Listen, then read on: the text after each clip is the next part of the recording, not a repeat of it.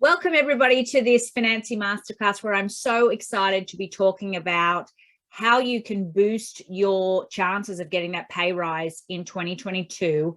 And joining me today is Meggie Palmer of Peptalkher. Now, Meggie's background is as a journalist, but she had an epiphany moment, I suppose, that has taken her down her path of really wanting to help women when it comes to earning more and consistently earning more. And so she's developed a business and a community around this. It's growing out of control globally. And I'd encourage you to Google and stalk Meggie in the nicest possible way around Peptalkher, because her newsletters are really about giving you the actions to make a difference in your own life. And I feel like as an entrepreneur, it's not just about asking your boss for that pay rise and how you approach that, but it's also about what you can do in terms of valuing yourself as a business person and getting more out of that at the same time. So there's a lot to unpack in this particular subject matter, and notwithstanding the importance of it from a financial perspective, we want to try and close that gender pay gap, and that is something that is a global issue that Meggie is also actively trying to affect at the same time. Now, just some housekeeping. Please ask questions. This masterclass is for you. It's a live Q&A. It's recorded for Financy members who get access to it as an evergreen video online. But the great thing about this is being able to ask the questions that matter to you. As always, be respectful in doing so. Put the questions in the chat, but we will talk verbally as well at the same time, and as much as we can interact. And just a acknowledgement of country, Financy would like to pay our respects to the traditional owners of this land, and in particular, whose offices the Financy's headquarters are located, the Bundjalung Nations. We pay our respects to traditional land owners, both past and present. Over to you, Meggie, who I am super excited because you're here, and I know you're going to be talking to a whole heap of other people in these masterclasses, but I'm excited to have you as part of the Financy community today. Well, we feel so stoked to be involved. Thank you so much, Bianca. I so appreciate it. And hi, nice to meet y'all. Let me know where you're joining us from today in the chat. I'm in New York City, but clearly from my accent, I'm an OG Aussie. So it is a pleasure to hang out today. So we've got an hour together. Let's make this super interactive. If you've got a situation at work, if you've got something you want to brainstorm, pop it in the chat. If you've got a question, you're like, I've just never really known where to talk about this. This is the space. And that's what I love about the work that Financy does, is they really put these issues front and center, because we know that sadly there is a gender pay gap. We know that it sucks. And we know that on average in the developed world, it sits around 20%, give or take. The stats are kind of a little bit different depending on how you crunch the numbers. But it's not great. And unfortunately, all of these stats are much worse for women of color. And I think it's really important to acknowledge that as we try and work as individuals and also as allies to support other people too. Hello, Monique in Townsville. My first job was just up the road in Cairns, back when I was a reporter. So I actually started my career as a journalist at where was I? Channel 10, Channel 7, all around the place, ended up at SBS Dateline, moved to London, worked at the BBC World over there, and had an amazing career, really. I feel like journalism is such a privilege.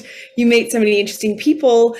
I was traveling to Syria, Zimbabwe, Italy, most countries in between, doing films and documentaries. And at one point during my career, I found out quite by accident that the guys sitting next to me in the different cubicles were earning heaps more. And I wasn't happy about it, fairly frustrated that those conditions were significantly different. And so I had a conversation, and fair to say that conversation did not go well. And I was told that if I didn't like it, I could quit or I could take them to court. And so that was the moment for me, I guess, where I was kind of like the blinkers were taken off. I was like, oh, this is the real world. Okay. Because I was like a child of the 80s and was kind of, raised women can do anything and there's no barriers. And I kind of had drunk the Kool-Aid. And I now know, because this is what we do at Peptalkher, we're very much focused on closing the pay gap. And as part of that, closing the leadership gap, I want more of you to progress into more senior roles so that you earn more cash, so that you can find financial freedom or do really great stuff with your money, right? Because we know that financial freedom gives us choice. And so huge fan of the work that Bianca and the team do at Financy as well. So let's chat all things salary and negotiation today. If we are not already connected on LinkedIn, I would love to meet you. So don't be strangers, say hi. Even after this session, let me know what you've learned. If you have any further questions, please see me as a resource. I would love to stay in touch with you. Grab out a pen and paper if you're old school like I am. If you've got a Google Doc or your phone, if you want a screenshot, I'm going to be running you through some frameworks that are going to help you feel more prepared to go into negotiations and frankly feel more confident. And for better or worse, the confidence around negotiation is half the battle. So, quick question. If I said to you, you've got 20 minutes and you need to go in and do a salary negotiation, let me know in the chat how that would make you feel. Caitlin, Jess, Leandra, great to see you, Lee, Monique, and Bianca, maybe I'll throw you in the deep end because I can see you. Like, let's say this was like a couple of years ago before you were doing the great work that you are at Financy, back when you were a journo. If I'd given you 20 minutes notice to negotiate, like instinctively, what feeling would have come up for you? Oh, well, that just kind of said it then. Oh God, I don't want to do this. How am I going to? Just a confused state. I think I would not have been prepared. And I think I spoke about this on socially the other day when I did ask for a pay rise, when I actually got up that courage to ask for it at I won't say what media place, but I was offered flexible work and I accepted it, but it wasn't what I wanted at all. So I was totally, wasn't prepared. Yeah. And so, it is a lot of the time people say things like, I feel anxious. I feel like I want to vomit. Maybe I break out in hives. Some people get excited about the notion of negotiation, but I think a part of it is for a lot of us, there's a block around this concept of negotiation and for asking, for daring to ask, because some of us have been conditioned through inadequate bosses, incompetent bosses, toxic bosses, colleagues who are like, oh, you should just be grateful. Like virtual hands up if you've heard that before. You should be grateful to get this opportunity. You can be grateful and happy about your job and still ask to be paid more or still negotiate, other non-monetary benefits, which we'll talk about in a moment as well. So part of this, when we think about, the process of negotiation, part of it, honestly, is reframing to ourselves what a negotiation is.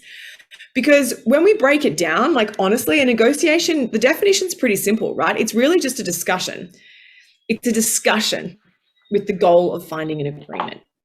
So it's not actually a fight, it's not a battle. It's not supposed to be combative necessarily. When we watch Billions or the legal show on TV, it's very like douche, like arguing and whatever. So that's kind of what we think of.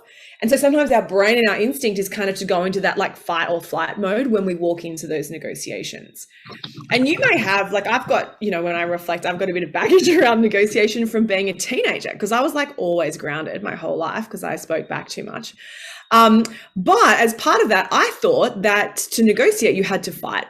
Right. And because I was always like arguing with my dad, please, can I go to this party? Like, I hate you. Why not? Like, whatever. So I just kind of had in my head that that's what a negotiation was, that it was an argument. But again, I've had to kind of really reframe that, which seems kind of basic sometimes, but it's been a big process for me to, back when I was working in media and negotiating, massive contracts with global companies and stuff like that for documentary deals, I actually had to learn kind of from basics, like how do you go about negotiating? I didn't have the budget that I needed to buy the films, but I wanted the film. So I had to figure out how do I kind of like patch together this conversation such that it's a win for me and what I want and what my boss needs me to get. And it's also a win for the other party, right? So that was part of the process that I had to learn along the way. And so one of the things that is really helpful when we think about this in the first instance is just identifying the fact that negotiations don't actually have to be stressful and they're not necessarily a fight. That's the first thing. The other thing is to recognize, and welcome to everyone who's joining us. It's so nice to see you. Feel free to leave your video on, but if we just ask everyone to jump on mute, that would be awesome. And then feel free to jump off mute with questions in a moment as well, or just send them through in the chat. And we would love to get to as many of those for you as we can. So when you're walking into that conversation with a new employer or a boss, having a framework of the fact that this is actually a discussion, right? There's two sides to this coin. I really want the job, or I really want to raise, perhaps.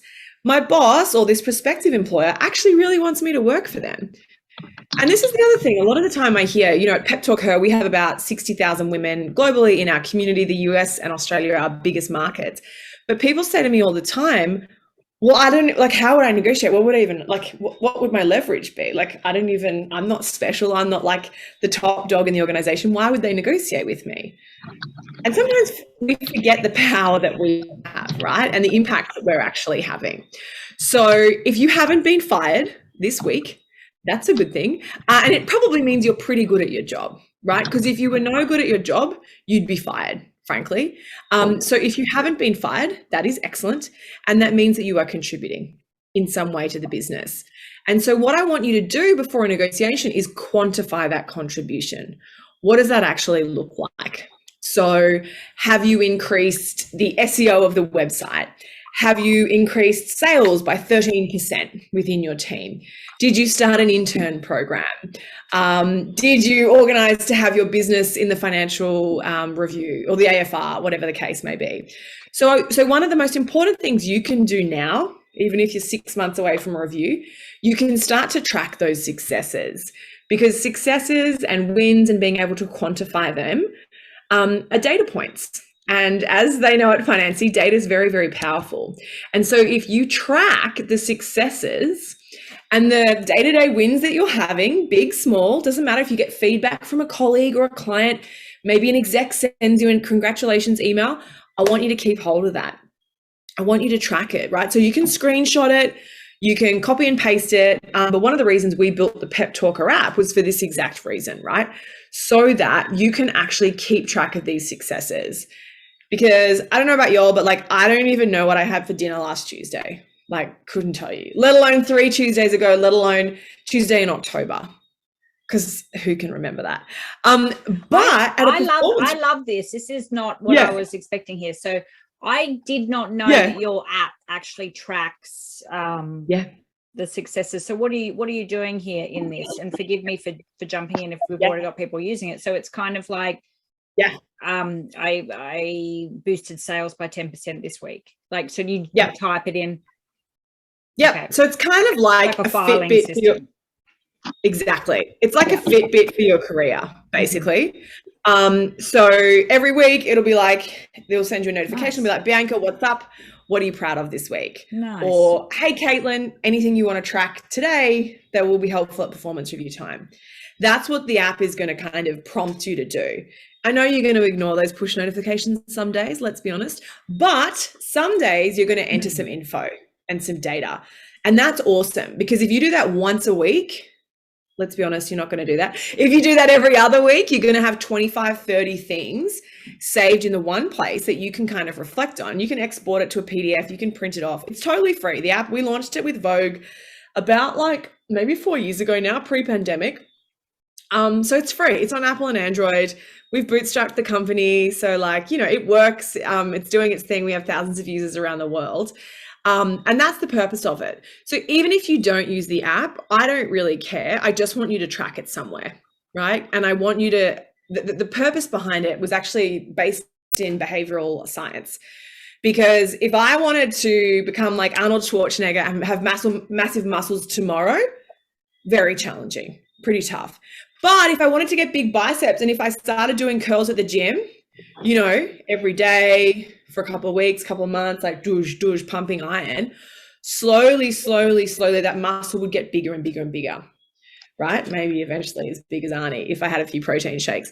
But it's the same when it comes to your career, right? If you want to make sure that you can position yourself for that raise and or that promotion, extra benefits, whatever, you have to be nudging yourself in that direction over a long period of time. And that's kind of the science behind the app, right?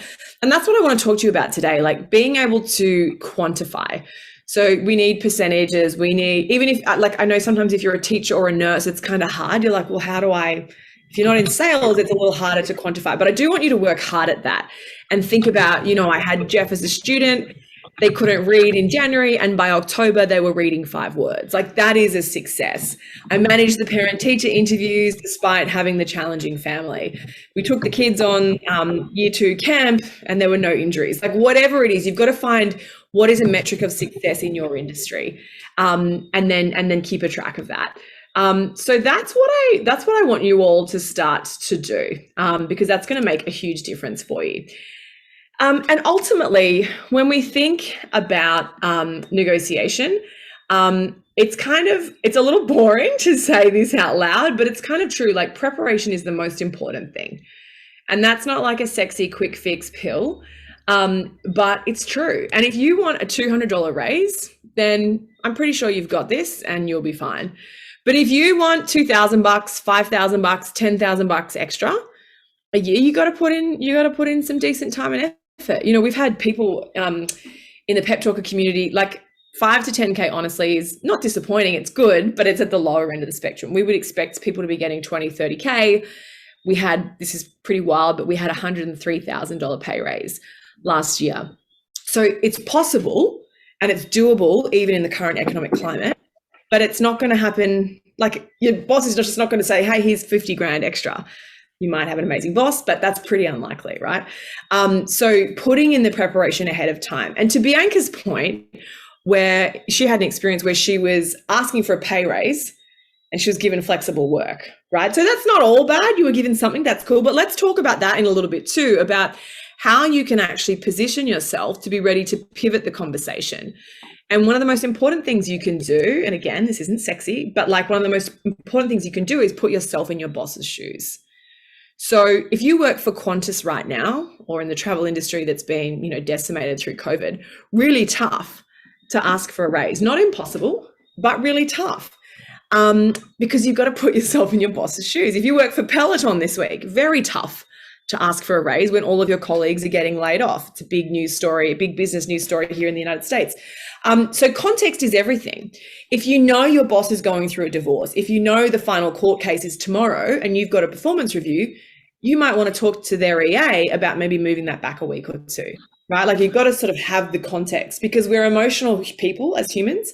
We're not perfectly objective and rational all the time. And so Can I ask to that point? Yeah. So I'm writing a lot about this at the moment, and I've got a piece in the Fin Review, might go on Monday. But basically, there's a lot of heightened activity at the moment around women being underpaid and overworked and things like that, particularly in services sectors around the pandemic. Is now the time? If there's a push on, there's rumblings of a review into Fair Work Australia, there's certainly a lot of leaders calling for that. Is now the time? So actually, it's a great time to be asking for a raise, because there's a bunch of different reasons for that. So there's two things. There's the economic situation, like in terms of coming out of a pandemic, etc. There's actually three things. So there's the economic situation. There is the Great Resignation, which is the trend that we've seen globally of people resigning, moving to the bush, taking a remote job instead of wanting an office job. And then there's also inflation. And so I know inflation is not as bad in Australia yet as what we're seeing here in the US. Like, we're looking at 7% here in the United States.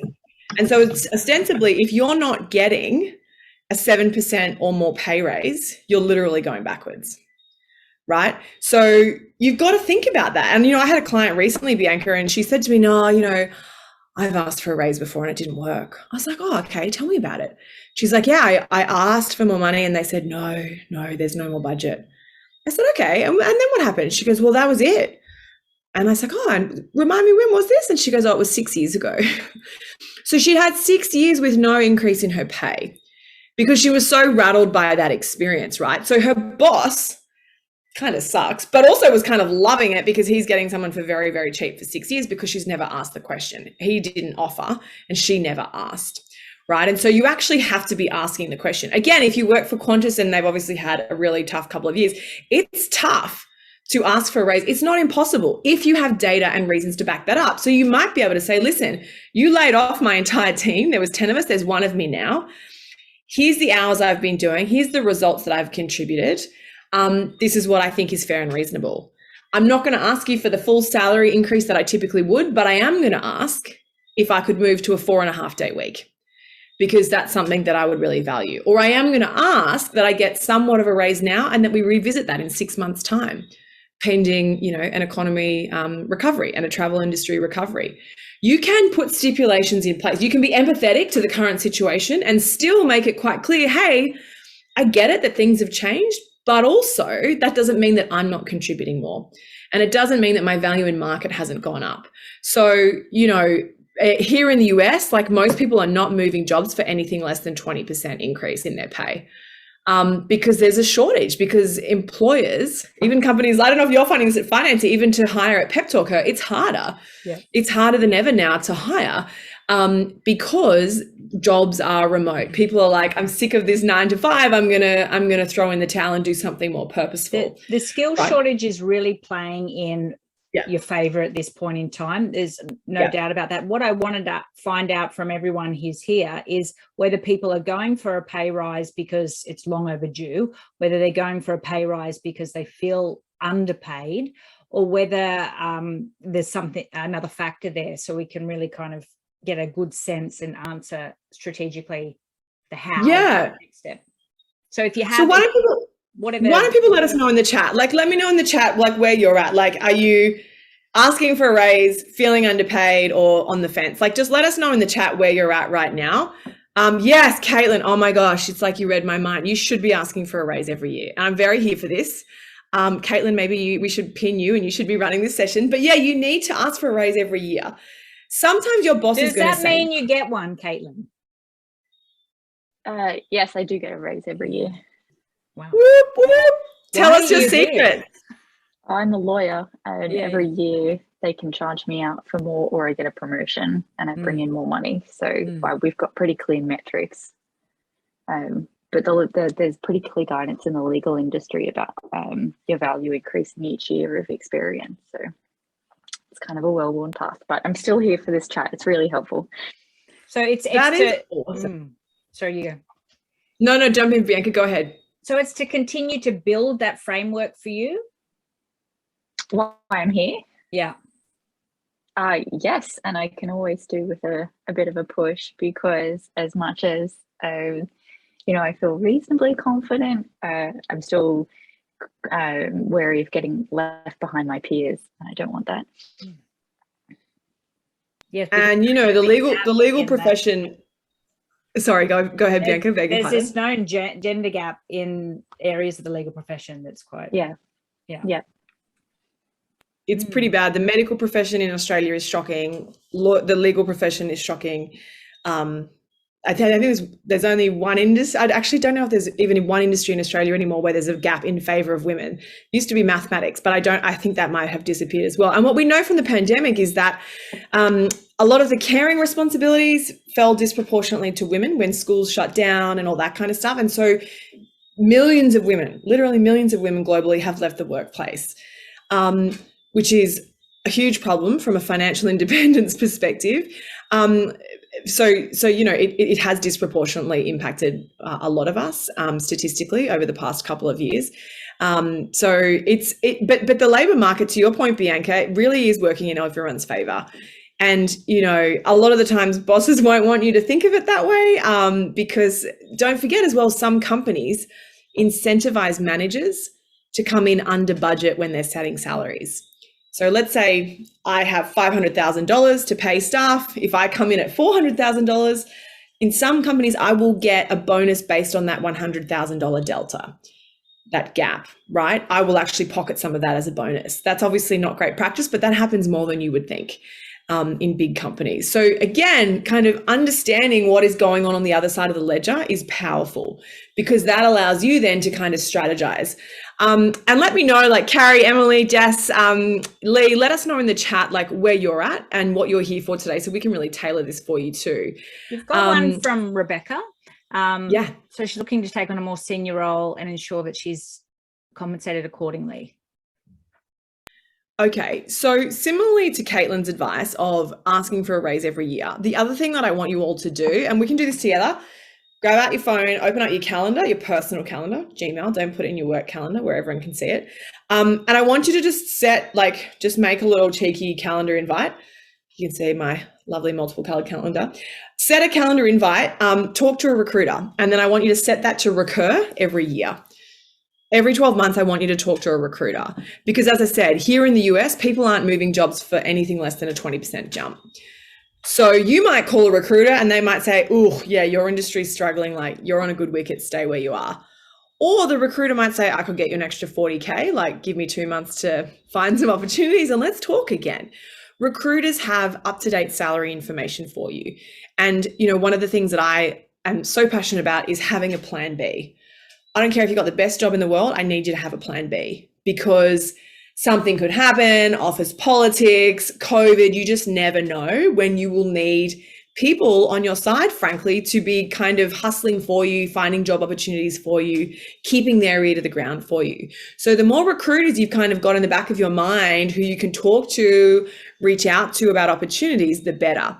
So you can, listen, there's heaps of data points that you can look up online. Some of them are more reputable than others.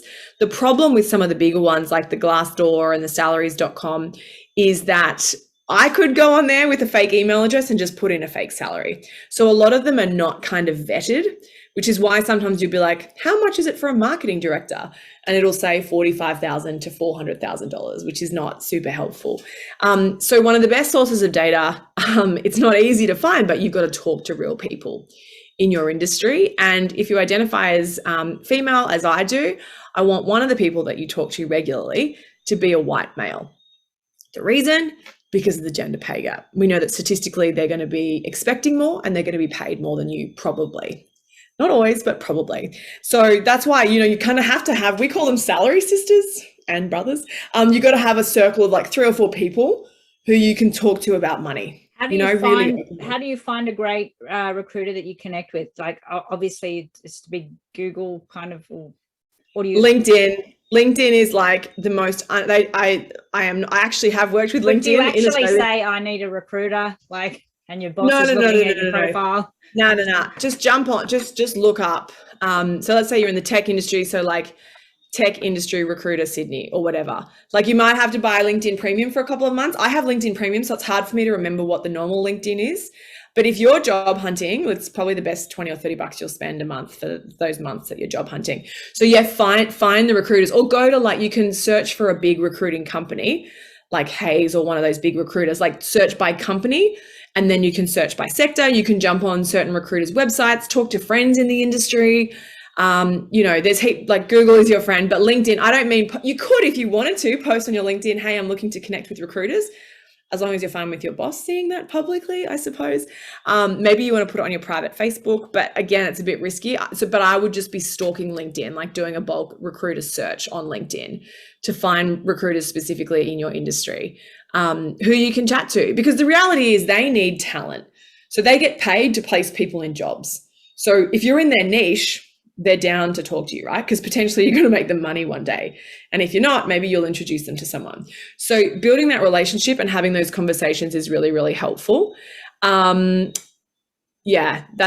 would be my advice. Okay, so someone's talking about they've been bombarded by recruiters on LinkedIn. So I will often take a recruiter's call. I get reach outs from recruiters too. I take their calls just because I want to see in market. And sometimes even if you're very happy in your job and you don't want a new job, I will often recommend that you take the call if you can be bothered and if you have the time, because you can use it as practice.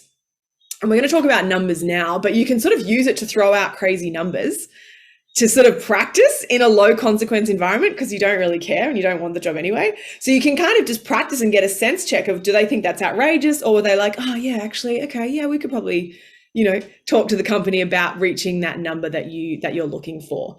Okay, so this is clever too. So Rebecca's saying that they actually look specifically at the roles that recruiters are advertising for, and if they're a good fit for you, then potentially that is someone that you should reach out to. So let's talk about the dollars and cents of it all, right? Because how do you figure that out? One of the most common questions, and thank you to the people sending these notes through to me too, the most common question, I'm seeing some of these here coming through in private DMs too, is how much do I ask for? How much, what's the number? So every time you walk into a conversation, like a serious conversation with, a job interview or with a boss, initial stages with a recruiter, it's great if you have an idea of numbers, but it's not essential. Basically, we need you to have 3 numbers, the WWW, right? Your wish, your want, and your walk. Those are the numbers that I want you always to have to hand. So let's talk about what those numbers are and what they mean. So your wish number, this is a number we should all get excited about. This is a crazy number where you're like, oh, I don't even believe I can say that out loud. Like, really? Am I allowed to ask for that much? So you can take a photo of this slide if you want as well. So think about what is a number that you'd be stoked about that's like kind of out there and pretty outrageous to say out loud. Think about that number and then erase it and add tax, add GST onto whatever you just said, right? So that's your starting point for your wish. And in fact, when you do research, it may need to go even higher. I'll let you do that in your own time. But you want your wish to be pretty out there. On the other end of the spectrum, we're going to go to your walk number. And that's kind of my least favorite number. That's the number where you're like, I'm out. Like, I'm done with this. I'm just not. Like, that's not enough money. I don't feel valued. And I can't seriously take this role because I just don't feel like I'm being respected or valued, right? It sometimes means that you'll quit on the spot sometimes if you have the means to do that and the savings. But often when I say walk, it kind of means that's the number where even if you have to take it, you're going to start looking for something else, right? You're not really invested in staying in that job or that company.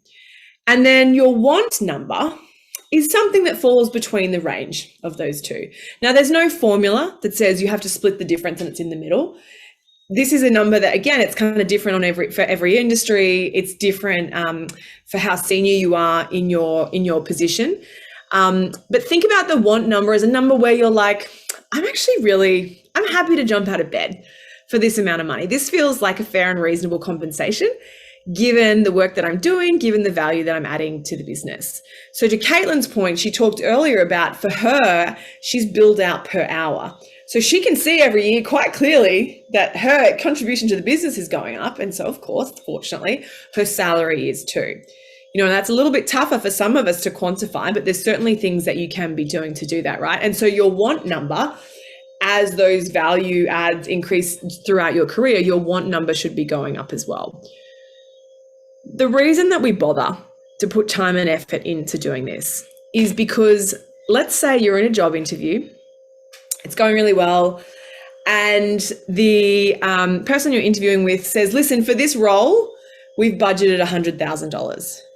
And let's pretend that your wish figure was only 90 grand. Maybe you were thinking 90 would be amazing.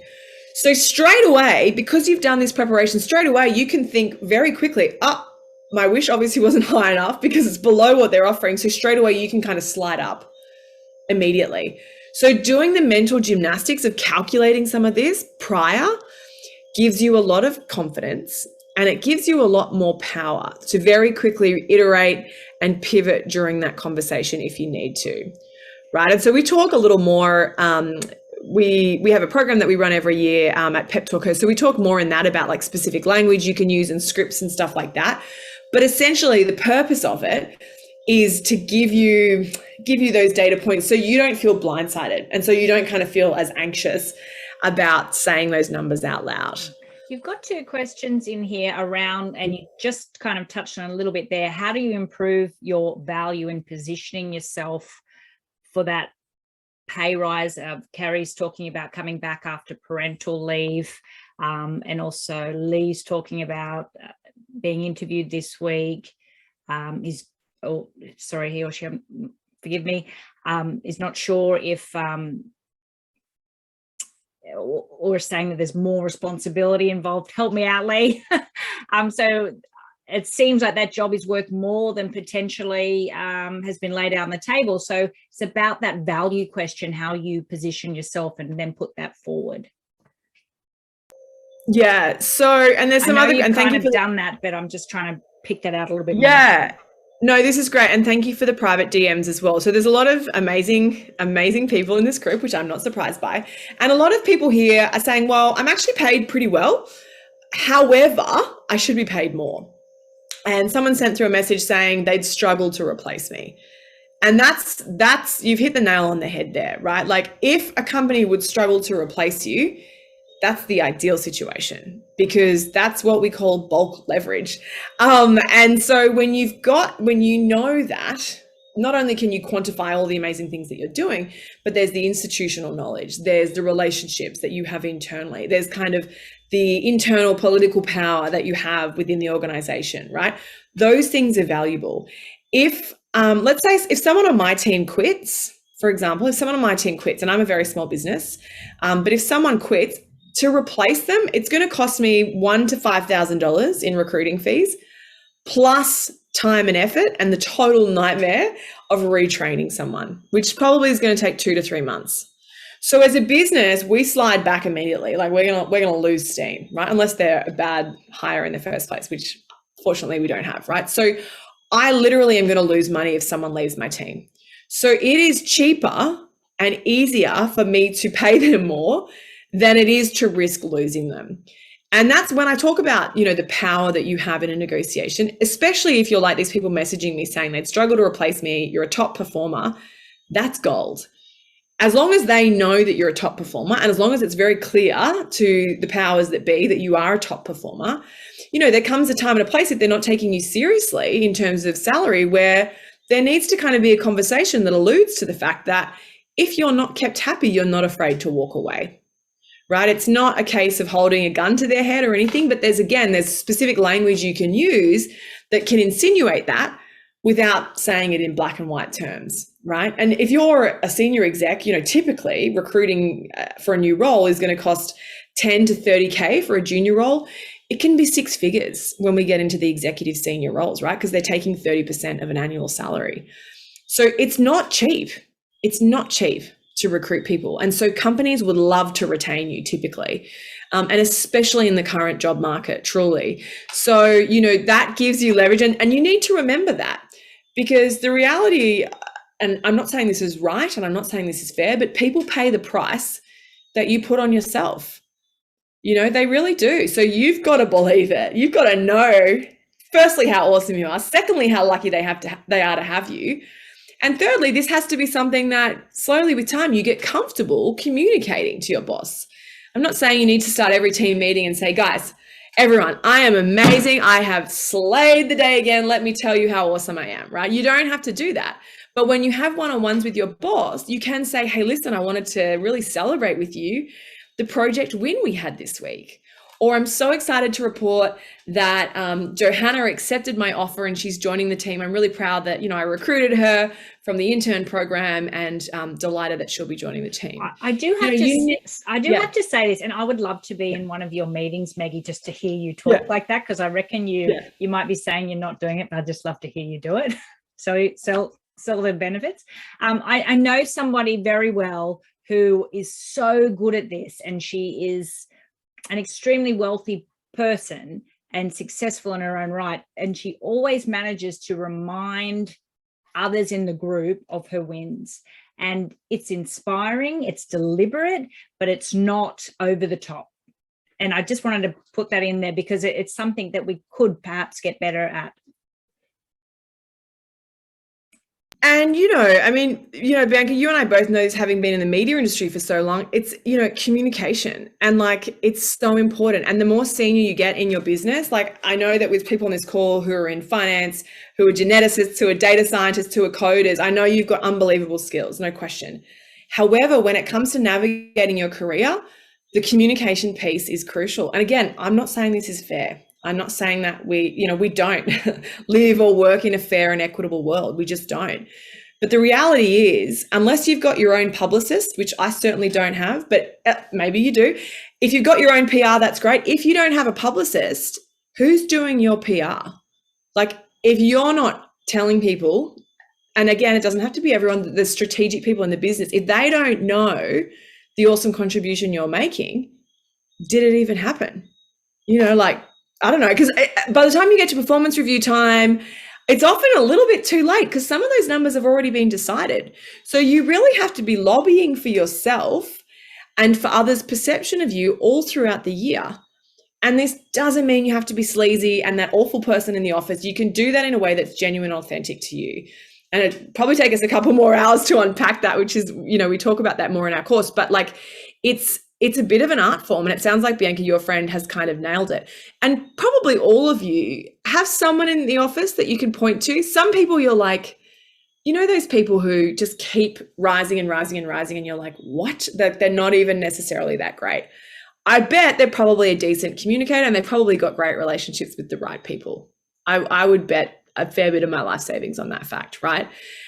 Because as I said, the more senior you get, the relationship piece is very, very important. And I know that's relevant for a lot of you here as well. So yeah, it is about communicating that in a way that feels natural. And with all of these things, the first time you negotiate or the first time you communicate a success doesn't have to be with your boss, doesn't have to be at work. You can do a practice with a friend. Maybe you've got a cousin who you admire, you can do a Zoom with them once a quarter and kind of literally role play. You can grab your cell phone and just turn it on the camera with the video and record yourself having a fake conversation and watch it back. Like seriously, watch it back and be like, oh, I looked so awkward. Because if you think you looked awkward, then it's probably coming across to others as awkward. So you got to practice that until it becomes muscle memory. So it's just super chatty and kind of casual and comes across really well. Right? So you got to kind of be putting in some of that groundwork ahead of time. So there's a question here about returning from parental leave. And I just want to acknowledge that we get this a lot. A lot of people come to us when they've taken time out of the workplace. Sometimes it's for 3 or 4 months, sometimes it's for a couple of years, and they have observed in themselves that their confidence is not where it once was, right? And so a part of that, Grace Papers actually does some really good work on this in Melbourne as well. A part of that is, as much as you can maintain relationships with the workplace, even while you're on leave, that's really helpful. So again, it might be that you set a reminder in your calendar once a month just to send a touch base. If the thought of talking about work gives you anxiety, you don't have to, but if you feel that you can do that, keeping up those relationships throughout your parental leave period as well can really help. And having some of those preparatory conversations before you go on leave so that there's an idea of what the time frame could look like. Of course, that's malleable and may change, but having some of those expectations beforehand is really, really helpful. But when you're coming back to work, don't forget that having taken leave is not a deficit. It's really not. Think about all the things you've now learned. You can function way better on less sleep. You're probably a way better multitasker. You've learned a whole bunch of new skills. And I'm seeing actually people increasingly putting on their LinkedIn that their career break was potentially for caring responsibilities, right? Or maternity or parental leave. So focus on the positives. Don't feel like, oh my gosh, I've been out of the industry for 6 months. I'm so out of it. This is going to be a disaster. Don't frame it in that way. I'm sure that there's nerves and all that kind of stuff, but I want you to frame it in what are you adding to the team now? That was a skill set you didn't have beforehand. And speak in that language to your manager and colleagues so that that's what they focus on too, right? And I think employers of choice are really dialing into the fact that they would actually love to have more parents on the workforce because they know how efficient they are. I love a lot, I'm just not all, but a lot of our team have kids and I love it because they're way more productive than I am. I'm always so impressed by them. So I think part of it is also in how you frame that when you have that return to work conversation, but it's not easy, and having a supportive group of people around you, maybe a sponsor or a mentor within the company who has also taken a leave of absence and come back, having someone that you can talk to honestly as well may also help you with that transition piece as well. Emily's asked a great question. Yeah, jump in. Go ahead. Sorry, Emily. Maybe answer this one after you answer Emily's. Just on that parental role one, I'm wondering if Carrie's shift to her new role is one of part-time work, which tends to happen after the dynamics might have changed. But we know with any kind of part-time work, you can actually be working a 4-day week, but it might be a 5 to 6 day week, to be honest. So it's kind of and you get paid less. Just something. Maybe we talk about that after. If that's right, Carrie, when it comes to negotiating your pay on a not full-time salary anyway. But I'll let you answer Emily's now. Yeah, well, I mean, just quickly to touch on Carrie's point as well, some workplaces are better at this than others, but I agree with you, Bianca, in the sense that I do see a lot of people coming back part-time, which means that their pay is prorated. And sometimes that makes sense, but sometimes to your point, it doesn't. And sometimes, putting boundaries up. If you are going to be going back part-time, having very clear boundaries in terms of you putting a boundary on yourself, and you actually cannot check emails, and you cannot accept invites that happen on that day. And you actually need to be quite strict with that from the start. And in the conversation with your manager beforehand to say, that's fine, but just to be clear, I will actually be off on those days, right? Or having a conversation around, well, listen, why don't we keep my salary the same, but I'm going to truncate those 40 hours into a 4-day week. That's what's going to work for my family and I, and that's what I'm going to do, right? Having those conversations is really, really helpful. And I know that's really hard. Like if you're a lawyer and something goes to trial and you're on a day off, like it's really tough to kind of juggle all of those things, right? But again, setting expectations. Maybe you can be on a part-time salary. However, you will track your hours, and over and above a certain amount of overtime, you'll be actually compensated for that. These are all things that are up for negotiation. And maybe you want to do a test period of a couple of months and then have a clause that says you can actually renegotiate at that point based on the workload and the trends that you've been seeing. And it's not easy because a lot of us love our work and we don't like to say no. And I got to tell you, we've got some people on our team who are a lot younger than I am. I'm an older millennial. So they're the next generation. They have amazing boundaries to the point where sometimes I'm like, is that rude that they just said that it would take them 4 days to do that instead of tomorrow? And I was like, no, they're just putting in place boundaries. They're part-time and they're going to get to it when they get to it. And I was kind of raised when I was a cadet journalist, you had to do stupid hours and stupid things. But I've actually observed and learned a lot from how they enforce boundaries. And they'll say to me, absolutely, Maggie, no problem. I'll deliver that on Tuesday. Even though I send them a Slack on Wednesday. And I'm like, in my head, I'm like, really? It's going to take 6 days? But I'm like, well, actually, when I think about it, it's fair because they don't work Thursday, Friday. They've got other stuff. So I have learned a lot from them about enforcing boundaries. And I think if the conversation is open with your boss at the start, that's going to really stand you in good stead. And having regular check-ins. Is this working for you? I'm not answering emails on Mondays and Thursdays. How's that impacting you and the team? And having that communication, not being scared of that feedback, so that you can pivot and iterate if you have to. So proving your contribution when you're part-time, Carrie, is an interesting point. I would apply the same metrics. So I want you to think, and maybe you want to do this every day, just for a couple of weeks to see how you go. At the end of every day, just take a look through your calendar or your to-do list. And you can just cheat, take a look at the calendar and the to-do list and just see, what did I do today? What was kind of above and beyond? If you answered emails, you probably don't need to write that down unless you're an EA and that's a key part of your KPI. But, did you complete a project? Did you introduce a new relationship to the company? Did you close a deal? Anything that is kind of something that your boss would be excited about, I want you to record that in the app. And start doing that every day because, again, it's muscle memory and we want to build on that. I don't want you to focus on the negative feedback that you get, the bad days that you have. That's going to happen. I do want you to focus on the little wins and the little successes that you have throughout the week, the little bits of positive feedback you get on Slack or Microsoft Teams. Screenshot it if you have to, because you can reflect on that too when you've had a bad day. Go back to that list and be like, oh yeah, John did send me that nice note. Oh yeah, Coca-Cola did send us a gift bag to say thank you for that campaign. That's really cool. Don't forget those positive wins that you have as well. There's a great question that's come through as well about anchoring numbers. Like, should you not say the figure first? If you've had an experience with this, let me know in the chat. So anchoring is like a technical term that basically says whoever throws out the first number, they kind of like, that's where the conversation starts, right? So, for example, is there truth to that? He who speaks first loses. She who speaks first loses. So it depends. Because in property investing, your first offer is usually your best offer. Well, it depends on the market though, right? Well, like in the current market, probably not, because prices have gone so bananas. Maybe if they say you're going to lose it if you don't put the offer in the current Australian property market, maybe you would go up. I don't know. It depends how senior you are. It depends how perfect or imperfect your information is as well. So I'll give you an example. A recruiter contacted me maybe 2 years ago about a management role at a media company in the United States.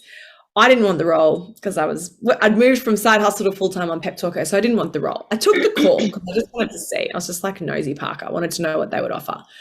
I threw out an outrageous number. Outrageous. I was like, listen, it's so nice. Thanks for reaching out. What's the role? Okay, yep, great. Let's talk about compensation. And I just said, listen, to be honest, for me to even consider this, we'd need to be talking north of whatever the figure was. Can't even remember. It was a crazy number. And straight away, the recruiter said to me, he goes, yeah, look, I knew you'd be expensive.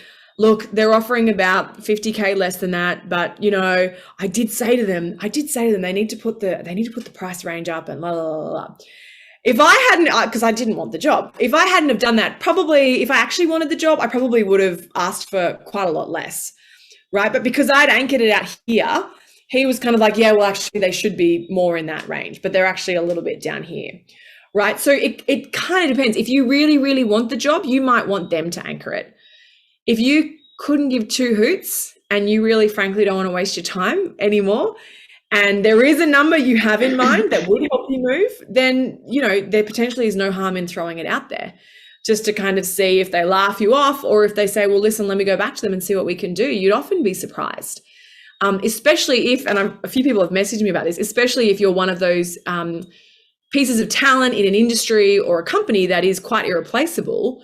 There is always more budget for those people. So it kind of depends. And again, it's like often what I will say to people is you may want to avoid giving a number. You might want them to anchor it first, because they may anchor it quite a lot higher. How do you actually do that? If you role play that, you're sitting down in a meeting and you're saying, I feel like my value is X, Y, Z. I've done everything you've said, Meggie. I've tracked my success. I've talked to, I know what I'm worth, blah, blah, blah. Yeah. I think do you say, what do you think that's worth to the company? Do you say, I think that's worth 20% more? Or how do you say that? So okay, so let's assume you're going for a new job at a different company, right? It's a little different when you're internal because HR often already has the numbers. Let's pretend you're going for a new job. So, and I'm kind of like, oh, dancing around, how much are we going to ask for? So I would say something like, listen, and again, I just want to acknowledge that this depends on options. It depends on your privilege, whether you really desperately need the job. To put food on the table, frankly, whether you've got a savings buffer, whether you're unemployed right now, whether you've got multiple offers. So take that with a grain of salt, depending on your personal situation. However, if I'm happy to kind of dance along this negotiation for a while, I might say something like, listen, this role is really exciting to me. I've got to be honest with you, I'm very well compensated and really well looked after where I am right now. So I'd be looking for an offer that's commensurate given the seniority of this role and the experience that you're looking for in terms of the value that I'd be adding to the business. So I haven't given them a number, but I've kind of like chatted my way around the fact that, look, I'm kind of a big deal. I don't know if you realize this, but I'm kind of like really well paid where I am. I haven't said how much well paid is. I've just used general terms. You can also say things like, listen, I'd love to understand a little bit more about the KPIs behind this role before we talk about compensation. Because let's say it's a sales role. If they say you need to bring in $100,000 worth of sales, that's a different salary offer to if they say we expect you to bring in $50 million in sales a year, right? So it does depend a little bit. So you can kind of keep asking them questions. And, you know, one of my friends, Alex Carter, wrote a book. It's called Ask for More. It's a really great book. It's about negotiating. And she talks about, you know, fact finding. Any negotiation, you want to ask more and more and more open-ended questions. So if you don't know what the salary range is, ask them more questions. Use the phrase, tell me. That's really powerful. Tell me more. Before we talk about that, tell me a little bit more about the responsibilities with this role. So tell me how much international travel would be involved in this role. Tell me how many people would I be expected to manage in this new position. Talk me through how a sales cycle typically works at your company. You're kind of digging, right? Because you want to find out more and more information. They may say to you, listen, you'll be going to Hong Kong once a month, but don't worry, of course, you'll be on a business class flight every time. And then all of a sudden you're like, oh shit, okay, business class flights, got it. Because you might not have thought of that. So you're trying to get them to kind of sort of like peel back the layers of the onion and give you more information. I want you all to sort of behave a bit like a detective, you know, with your magnifying glass. You're trying to elicit more and more information, because the more they tell you, the more you can paint a picture of this is actually a junior role and like it's below my pay grade and this is a waste of my time. Or, wow, I'm going to be in Hong Kong once a month. Like, that's annoying because I've got a family here. I'm happy to do it, but it really needs to be like ridiculously high six figures for me to even consider it. You know, because I'm going to have to hire a nanny. I'm going to have to do this. I'm going to have to do that. Like you can kind of start to do some of those calculations ahead of time. So using phrases where you ask them for more information first can be very helpful. You can also do informational interviews with people ahead of time. So you might want to talk to people who work at that company where you're interviewing. You might have friends of friends, your uncle's brother's cousin might work there. They may be able to give you access to some internal salary banding information. There's heaps of forums nowadays, that kind of talk through some of those bands and the experience levels and what the pay is. So doing some of that research ahead of time is helpful too. Oh, thank you for the link to the Ask for More book. Yeah, Alex is great. So I think we've got 5 more minutes to go. Now, is there anything else you want to add, Meggie, or should we open it up for further questions?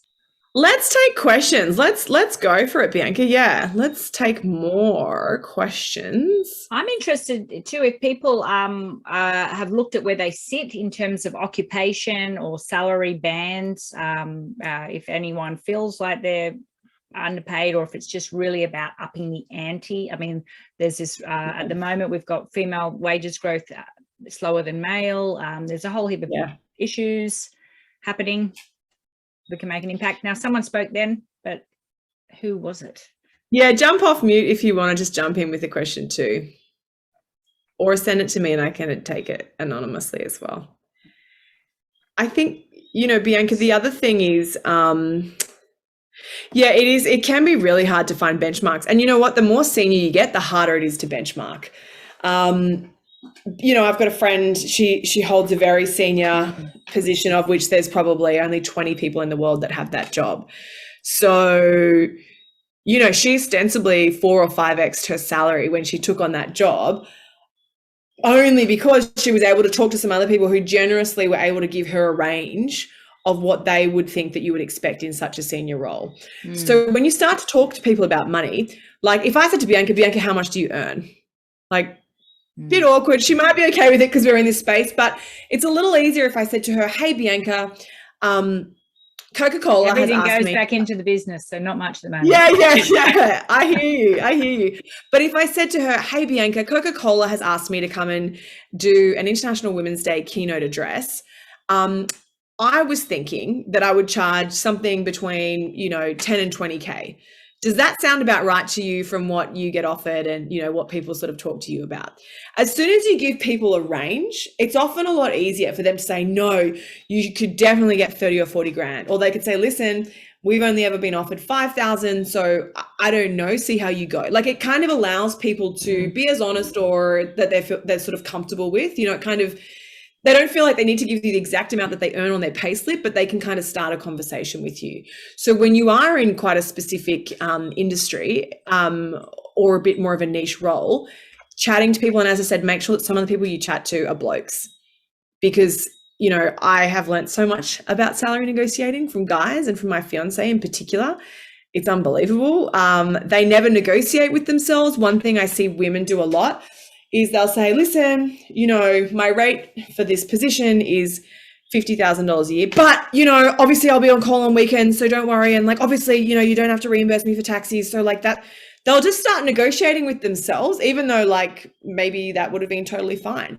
So one of the other things you can do in the preparation piece is start saying the number out loud and then saying nothing. And just get comfortable with sitting in the silence, because let the recruiter say, listen, Meggie, we really like you, but that's outrageous. It's never going to happen. Like let them come back and say, no, girl, you're never getting that much money, right? And then you can enter into a conversation and say, listen, I've got to be honest, that's disappointing. However, this role really interests me, so I'd love to find a way to make it work. Where do you think we could land that could sort of work for both of us, given my experience and given the seniority of the role that you're looking for? So, don't negotiate with yourself. And the other thing that's really helpful also is thinking about non-monetary benefits too. Yes, there's salary. Yes, there's bonus and there's equity. Awesome.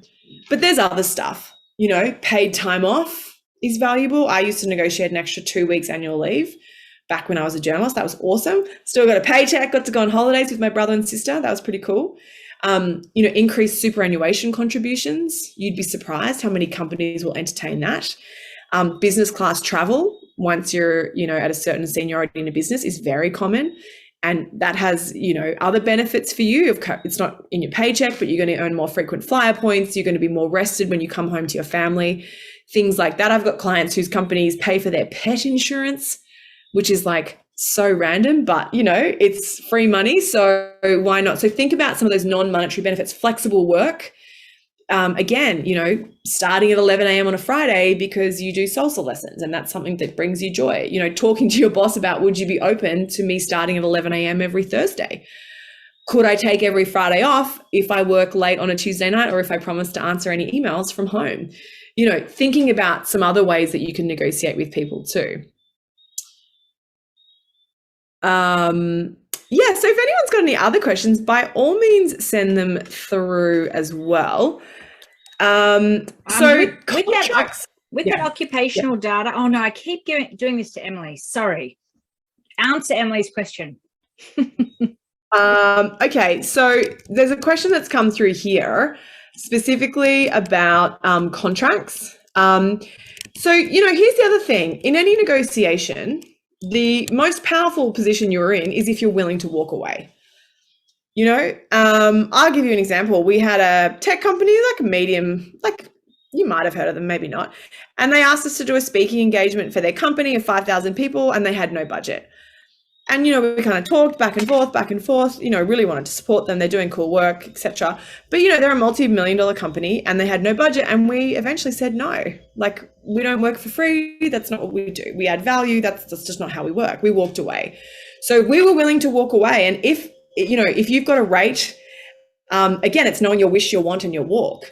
If the contract that they're offering is below your want number, maybe you got to be willing to walk away. And again, this comes back to, do you have the capacity to turn that work down, or do you really need the cash flow right now, frankly?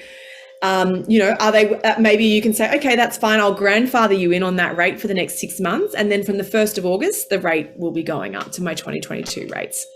Is there kind of a middle ground that you can find? They weren't, and it is possible. And it's the same with, I had someone, we ran a session this morning for a group of women in tech. And this woman, she's been at this company for 10 years, she loves it, and they don't give her a raise. And I said, listen, I got to give you some tough love. Like sometimes if you need more money and if they won't move and you've tried everything, you've got to be willing to walk. And you got to start talking to recruiters, approaching competitors, having conversations. And if you get a better offer, okay, you can use it as a counter offer in the existing company, but you may have to leave.